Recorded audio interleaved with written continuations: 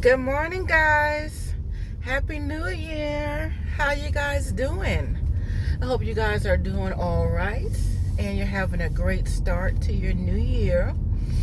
So, I don't know if you noticed, but I changed my channel name to In the Wild with Marlena. So, In the Wild is, I feel like the world is wild and we're on this wild ride of life. All of us, we're all on it together. And so that's why I renamed my channel In the Wild with Marlena, because I just want to share some things that I go through in my life, as a Christian. And I just want to share my thoughts and experiences. So my channel will be changing to more faith-based topics.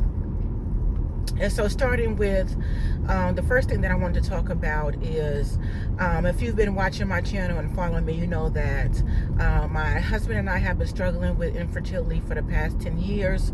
And last year in October, November, we went through a failed IVF cycle. So I thought that IVF would bring an end to my 10-year struggle with infertility, but it didn't, and it was devastating for us. I prayed a lot about it. It seemed like the doors were open, everything had lined up perfectly.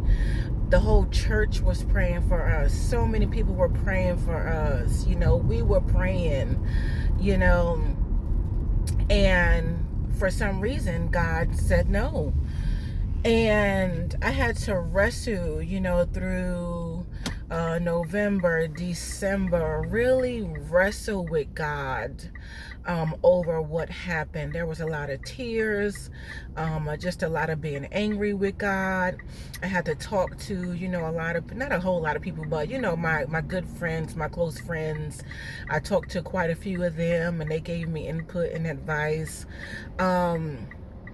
But it was a rough time. I had a lot of ups and downs, a lot of being angry and frustrated with God, just wanting answers.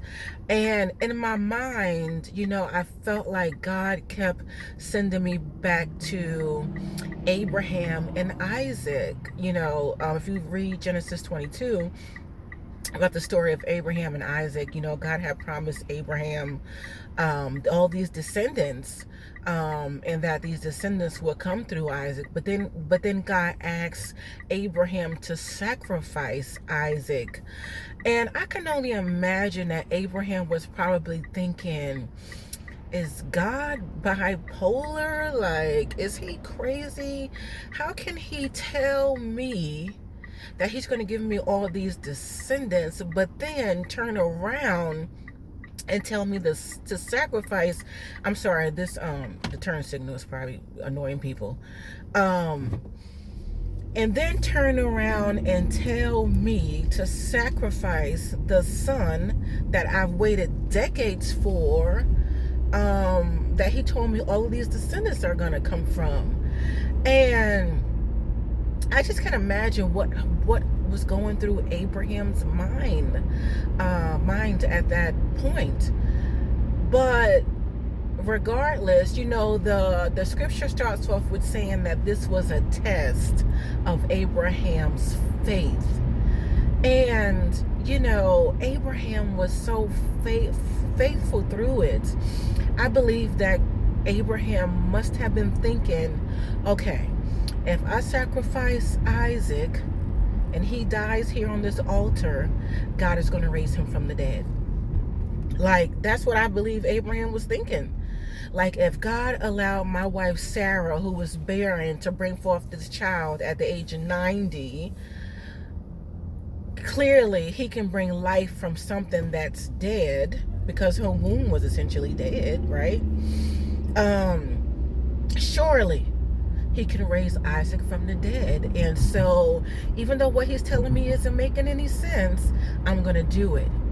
And, if you go through the story, that God totally blessed him and he didn't sacrifice Isaac.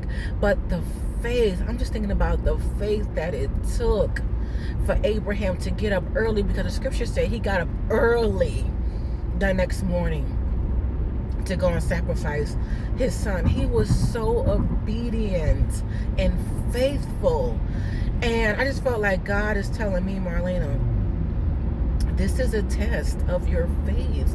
And what are you going to do? Are you going to sit here kicking and screaming, having your tantrum?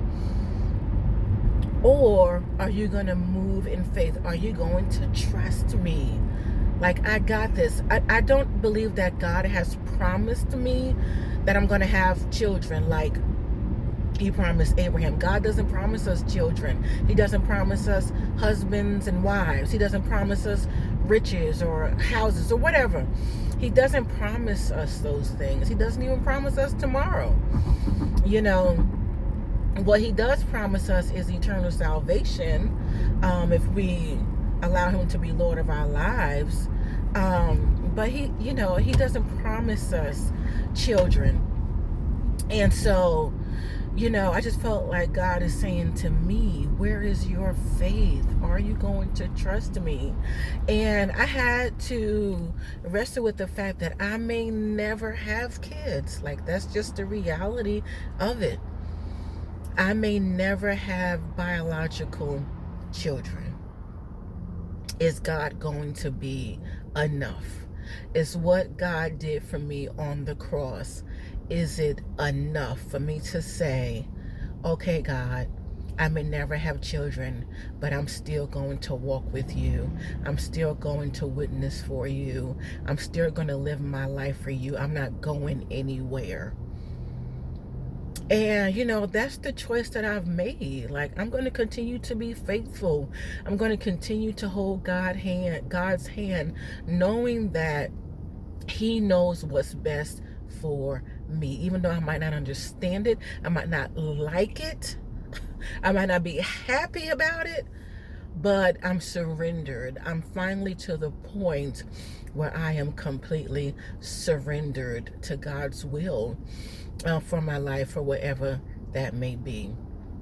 And so we'll see, what the future holds. But right now, that's where I'm at. I just wanted to share that. Maybe it can encourage somebody else. Thank you so much for watching. And remember, spread love, not hate. Take care, guys.